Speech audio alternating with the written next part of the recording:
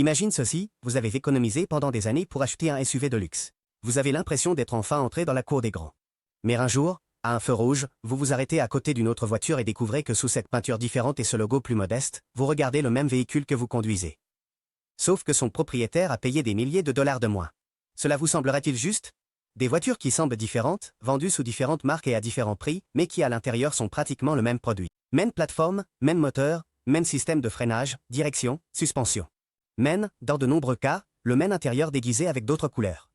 Dans l'industrie, cela s'appelle le rebadging ou changement d'insigne. Et ce n'est pas quelque chose de nouveau, mais c'est quelque chose qui aujourd'hui, plus que jamais, a un impact direct sur le portefeuille des acheteurs. Pourquoi les marques font-elles cela? La réponse est aussi simple qu'irritante, gagner plus d'argent sans investir davantage dans le développement. Créer un véhicule à partir de zéro coûte des centaines de millions de dollars, mais prendre un qui existe déjà, changer le logo, ajuster quelques détails esthétiques et le vendre sous une autre marque, peut doubler les bénéfices sans presque augmenter les coûts.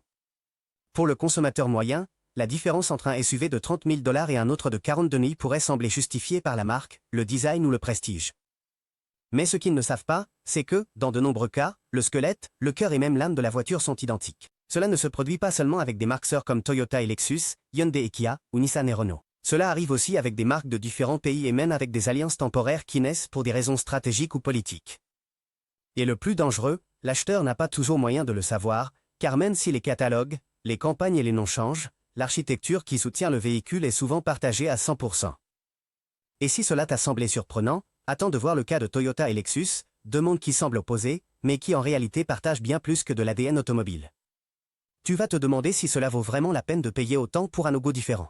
Paierais-tu plus de 10 000 $ de plus pour le même moteur, la même plateforme et pratiquement la même expérience de conduite, juste pour un logo différent sur le capot? Parce que c'est exactement ce qui se passe avec le Toyota RAV4 et le Lexus NX. Deux SUV qui semblent être opposés, mais qui, au fond, sont deux faces d'une même pièce. À première vue, le Toyota RAV4 semble être un SUV rationnel, fonctionnel et fiable. Pendant ce temps, le Lexus NX irradie élégance, luxe et sophistication. Mais en levant le capot et si tu pouvais voir sous la carrosserie, tu découvrirais une vérité inconfortable. Tous deux partagent la même plateforme TNGA-K, le même moteur hybride de 2,5 litres et le même système de traction. Littéralement, le même groupe motopropulseur, le même système hybride, les mêmes performances de consommation et de rendement. Même de nombreux composants de sécurité active, comme le régulateur de vitesse adaptatif ou le système de maintien de voie, sont identiques. Ce qui change, c'est l'enveloppe. La grande différence entre l'un et l'autre réside dans la perception. Le Lexus NX s'habille en costume et cravate, avec des détails chromés, une sellerie en cuir de haute qualité, un éclairage d'ambiance personnalisable, des écrans incurvés de plus de 14 pouces et un système audio de marque premium. Le Toyota RAV4, en revanche, se présente en tenue décontractée, avec des matériaux résistants, un design intérieur plus simple, des écrans plus modestes et une approche plus pratique que luxueuse. Mais l'âme reste la même. C'est ici que réside la véritable affaire, la valeur symbolique. Lexus ne vend pas des voitures, il vend du statut, de l'exclusivité et du raffinement, et beaucoup sont prêts à payer pour cela, même si le véhicule qu'ils conduisent est mécaniquement identique à un modèle plus accessible. Ce phénomène n'est pas nouveau. Les marques de luxe perfectionnent cette stratégie depuis des décennies, mais ce qui est fascinant dans le cas de Toyota et Lexus, c'est à quel point la ligne qui les sépare est mince. À tel point que de nombreux ateliers spécialisés peuvent échanger des pièces entre les deux sans grand ajustement. Et le plus ironique, c'est que les deux vous mèneront à la même destination, avec la même douceur, le même moteur et la même histoire sous le châssis. Mais ce n'est que le début, car le cas suivant porte la tromperie à un autre niveau. Hyundai et Kia ne partagent pas seulement des pièces, ils partagent absolument tout, et pourtant, ils nous font croire qu'ils sont des propositions radicalement différentes. Hyundai Tucson et Kia Sportage, les jumeaux à la personnalité inventée. Saviez-vous que vous regardez la même voiture deux fois? Ils les ont déguisés si bien que l'un semble sorti d'un magazine de design futuriste et l'autre, d'une réunion d'affaires. Mais quand vous les voyez de l'intérieur, et nous ne parlons pas seulement de l'habitacle, vous vous rendez compte que le Tucson et le Sportage sont le même véhicule avec deux noms différents. Avant tout, un fait clé, Hyundai et Kia ne sont pas des marques complètement indépendantes. Elles appartiennent au même groupe automobile coréen, le Hyundai Motor Group. Ce n'est pas une rumeur, c'est un fait. Cela signifie que, bien souvent, ils partagent le développement, l'ingénierie, les chaînes d'approvisionnement, les usines et même le même design de base. Et dans le cas du Hyundai Tucson et du Kia Sportage, la similitude est si flagrante qu'un mécanicien pourrait même les confondre si vous enlevez les logos. Alors, si tout cela est identique, pourquoi ont-ils l'air si différents? C'est là que le jeu psychologique entre en scène. Kia a décidé que le Sportage serait le rebelle du groupe. Lignes anguleuses, lumières agressives, calandre avec attitude. C'est une voiture qui crie « Regardez-moi ». Hyundai, en revanche, a opté pour une esthétique plus sobre et fluide. Le Tucson se présente comme le frère responsable, sérieux, fiable. Un qui ne tourne peut-être pas autant de tête, mais qui inspire confiance dès le premier regard. Et devine quoi? Bien qu'il soit identique à l'intérieur, le prix varie selon le pays. Dans certains marchés, le Sportage est plus cher. Dans d'autres, c'est le Tucson. Tout dépend de la perception de la marque par le public local.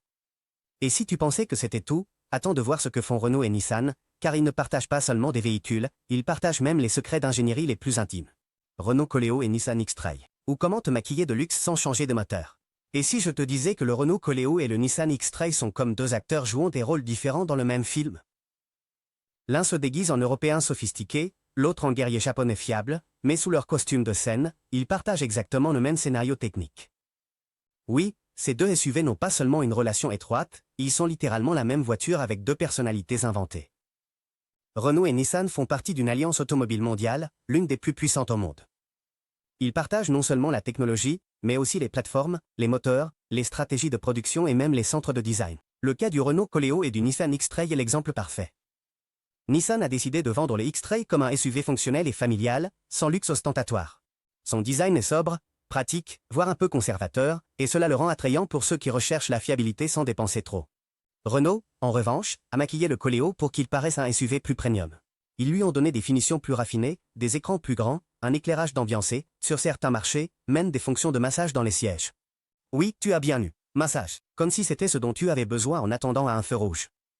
Le problème n'est pas qu'il le fasse. Le problème, c'est que, à cause de cet emballage, le Koléo peut coûter plusieurs milliers de dollars de plus que le X-Trail, alors que c'est exactement la même voiture à l'intérieur.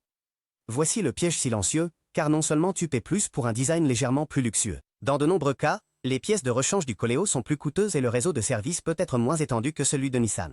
Cela signifie qu'à long terme, tu pourrais investir plus dans l'entretien simplement pour avoir choisi le SUV le plus élégant. Et la grande ironie, si tu ouvres le capot et enlèves les logos, tu ne pourrais pas dire lequel est lequel, car à la fin de la journée, le moteur qui propulse ta voiture ne connaît pas les logos. Il sait seulement se déplacer. Achèterais-tu une BMW avec un corps de jouet rétro ou un Mini Cooper en payant plus juste parce qu'il a l'air cool? Parce que la vérité est que, si tu les découvres tous les deux, tu trouveras qu'ils partagent plus que le pays d'origine. Ils partagent la même âme, le même moteur, la même base, la même ingénierie. Seul le déguisement change. Le Mini Cooper et la BMW série 1 semblent être deux mondes différents. L'un est urbain, jeune, audacieux. L'autre est sobre, exécutif, mature. Mais les deux appartiennent au même propriétaire, le groupe BMW, qui depuis Denis s'est chargé de maintenir vivant l'héritage de Mini, non seulement en tant que marque, mais aussi en tant que produit de niche. Et il l'a fait avec une stratégie brillante, habiller l'ingénierie allemande d'un design britannique excentrique et en demander une fortune. La marque Mini a été relancée avec une vision claire, être l'Apple des voitures. Peu importe si ton produit a les mêmes composants que d'autres. Si tu parviens à convaincre les gens que ta marque les fait se sentir spéciaux, ils te paieront plus pour la même chose ou même pour moi. Ainsi, la Mini Cooper est devenue une icône du design rétro-moderne, compacte, exclusive, amusante, mais aussi coûteuse à entretenir, avec des pièces de rechange difficiles à trouver et des prix gonflés par cet halo d'exclusivité qui l'entoure. D'un autre côté, la BMW série 1 n'est pas précisément bon marché, mais elle t'offre plus pour le même prix ou même moins, plus d'espace, plus de confort et la même qualité d'ingénierie, avec une image plus discrète, mature et fonctionnelle. Ce qui est ironique, c'est que les deux voitures sortent du même endroit, assemblées selon les mêmes normes et avec des pièces qui, dans de nombreux cas, pourraient être échangées sans que tu t'en rendes compte. Imaginez que vous achetiez un SUV Ford, convaincu que vous rapportez chez vous le meilleur de l'ingénierie américaine. Mais ensuite, tu découvres que cette voiture n'a pas été conçue à Détroit, ni fabriquée au Kansas, ni même assemblée au Mexique. Elle a été créée en Chine par une entreprise dont tu n'avais probablement jamais entendu parler. Et non, ce n'est pas une conspiration. C'est une réalité. Le Ford Territory est un SUV qui est fièrement vendu sous le logo de l'ovale bleu.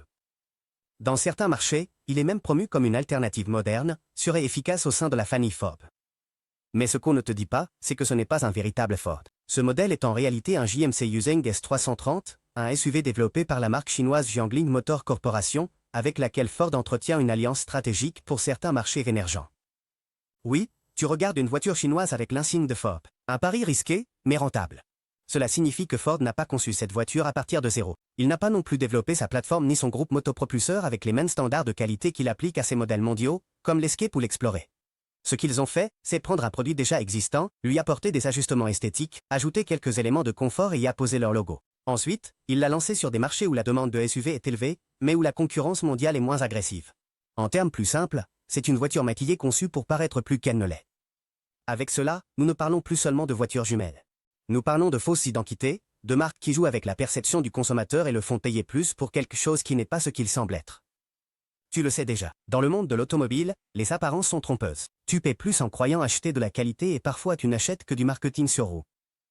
Mais tu n'es pas seul. Avec les bonnes informations, Tu peux prendre des décisions plus intelligentes et, le plus important, ne pas payer plus pour la même chose.